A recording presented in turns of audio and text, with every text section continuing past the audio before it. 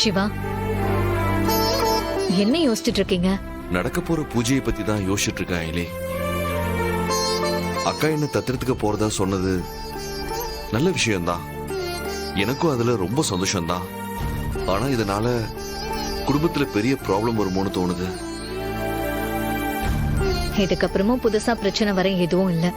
அதான் ஆல்ரெடி எல்லா பிரச்சனையுமே வந்துருச்சு. அண்ணி உங்களை தத்தெடுக்கிறதா சொன்னதும் இங்க இருக்கிறவங்க எல்லாரும் உடனே ஓகேவா சொன்னாங்க? எல்லாருமே வேண்டாம் தானே சொன்னாங்க. இன்னும் சொல்ல போனா இருக்கிற பிரச்சனைய ஒரு முடிவுக்கு கொண்டு வரணும் தான் அண்ணி இந்த முடிவையே எடுத்திருக்காங்க. அது எனக்கு புரியுது அயலி. நானும் இந்த பூஜையில கலந்துக்க தான் போறேன். அக்காவும் என்ன செய்யணுமோ அதை செய்ய தான் போறாங்க.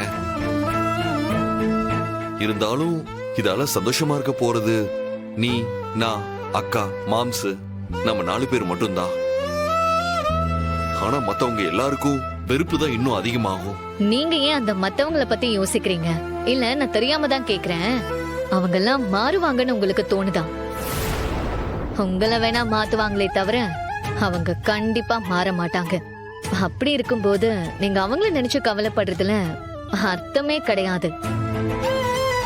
நம்மள யாரு மதிக்கிறாங்களோ, நம்ம மேல அக்கறையா இருக்காங்களோ அவங்கள பத்தி மட்டும் யோசிங்க.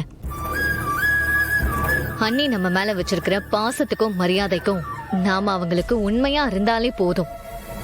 மத்ததெல்லாம் அதுவா நடக்கும். ரொம்ப கன்ஃபியூஸ் பண்ணிக்காதீங்க. ஐயர் வந்துட்டாருன்னு நினைக்கிறேன். வாங்க போலாம்.